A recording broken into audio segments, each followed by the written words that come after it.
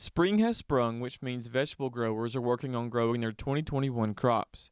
But just like the past few years, growers, especially those that grow cucumbers and squash, are weary of what's to come due to Mexican cucumbers and squash flooding U.S. markets.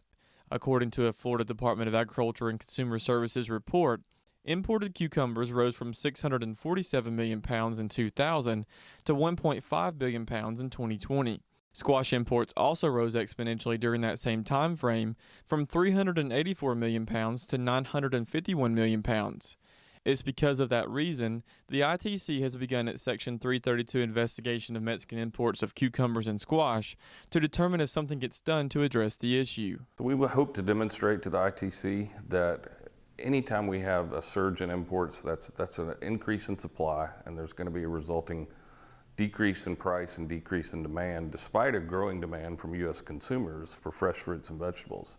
The problem we see it is we have imports coming into the country now at a level and at a price that are often below our American producers' cost of production, at least our Southeast growers' cost of production, and it's not a sustainable model going forward.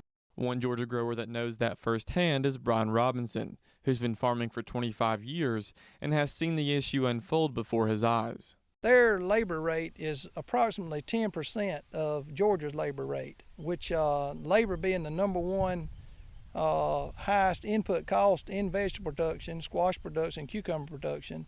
So therefore they're at an extreme advantage to Georgia and southeastern growers because of that fact. And what happens is when they start exporting squash into the market, they're able to export them at a much lower price than what we can even grow them for. Sometimes the price will be lower than we can even harvest a crop for. And when they drive that market down, we can hardly survive. I mean, a lot of times it's where we have to walk away from a field just simply because we cannot afford to harvest it. In the end, all they want is a level playing field. And the way that things currently are, they're having to compete uphill. Only thing we need is a fair chance at a good market. If we're flooded with imports from other countries, exports from other countries, then it's not fair for us to try to compete with them when they have the upper hand.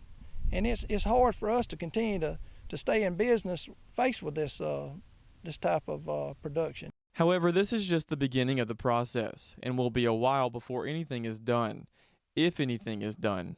This investigation will actually be ongoing throughout this season. Will actually wrap up in December, and we're hopeful that we get a favorable determination from the commission that this is a case that they need to take a further look at. We could have a political solution. They could recommend further investigations that could lead to tariffs or some sort of duty. But our main goal in this particular investigation is we need to convince them that there is a problem. Reporting in Moultrie for the Farm Monitor, I'm John Holcomb.